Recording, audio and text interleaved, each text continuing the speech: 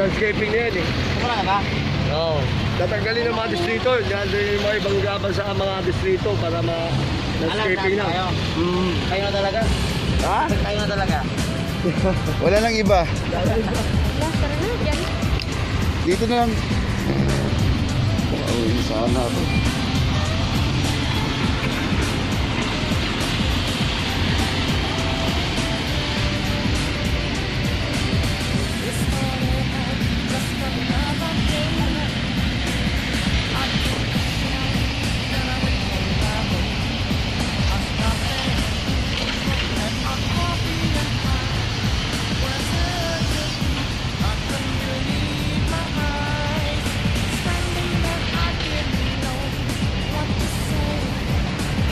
At nakatayo na po yung cafeteria po natin dito sa may vertical plant po guys. Ngayon po ay araw ng November 20, 2020. Ang ganda po ng petsa natin ngayon at saka yung taon. Okay. Ayan po. Puspusan na po yung pagkagawa nila ng yung cafeteria natin.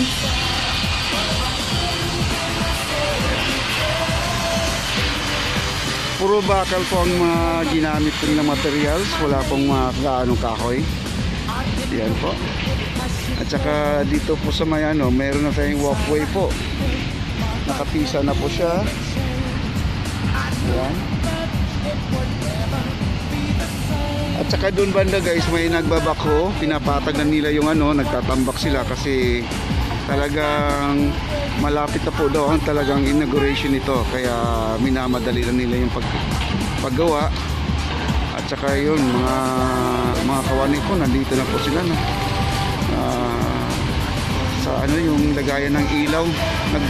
Naglalagay po sila ng pipings po para sa mga kuryente, para lagyan ng ilaw po.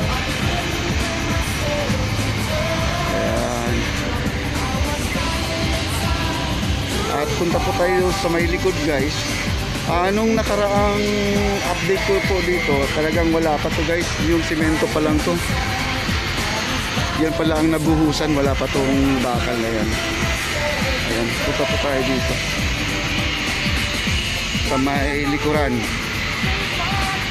para makita nyo po yung ang laki ng vertical plant po natin dito sa may Loton po area.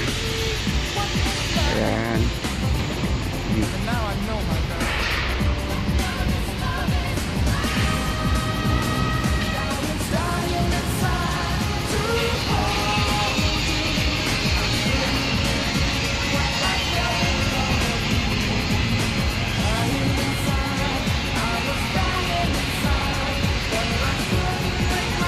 Ayan po, tuloy-tuloy po ang trabaho nila.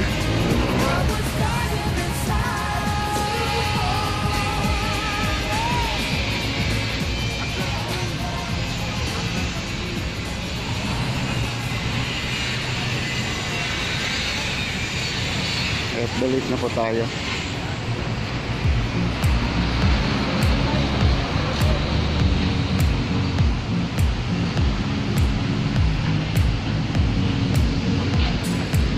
At saka ito guys, di pa nila nalatagan ng bricks dahil mayroon pang mga malalaking sasakyan dumadaan pa po dito. At ito po yung entrance natin, yung pinakamalaki. Nagbubuhos pa rin sila. Ayan po. Gumawa sila ng arko po, arko.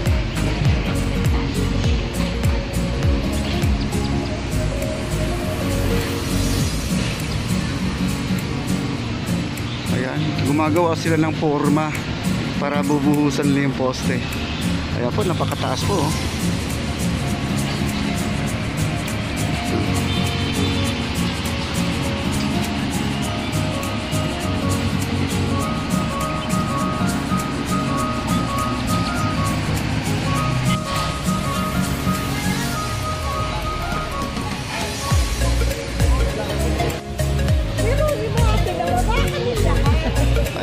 Dito po nung na-update ko po dito, ano pa yan, may mga buhangin. Ngayon po, tambak na po, lupa na po siya.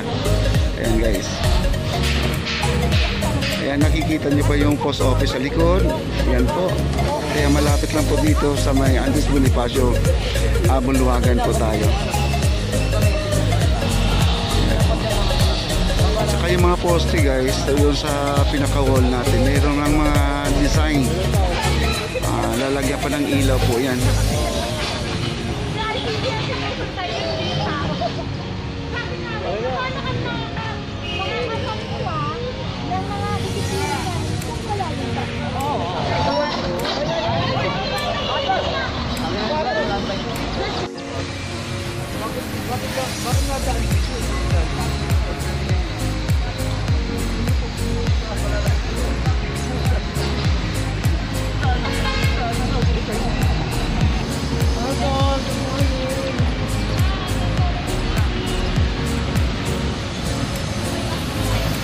Hi sir.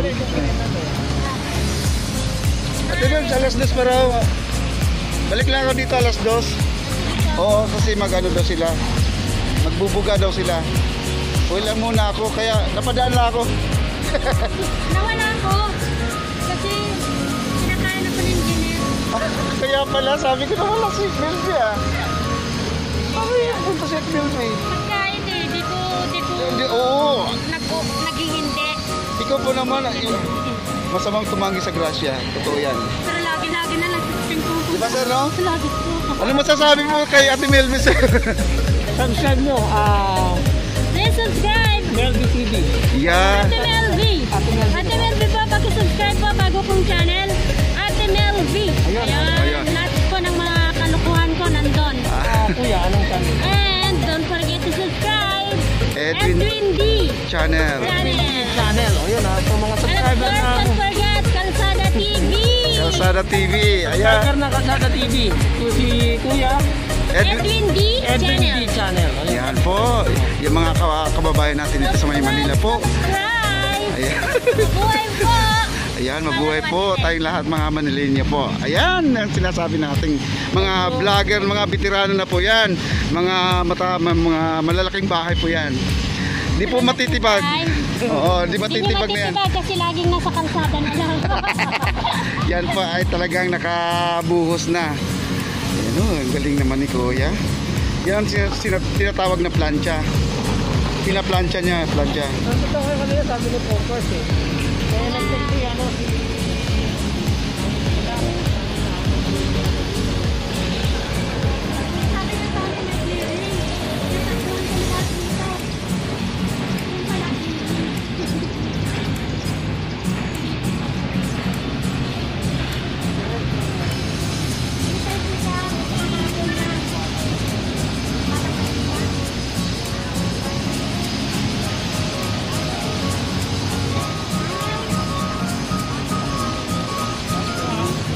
Yan, tapos na po.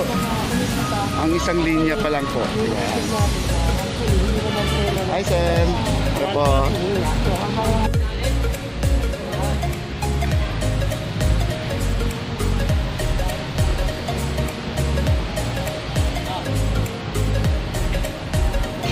At unti-unti na pong nabubuo yung ating cafeteria po dito sa may vertical po. Ayan na po yung mga gumagawa po. Puro bakal po siya, wala po siyang kahoy na ginagamit. Ayan po.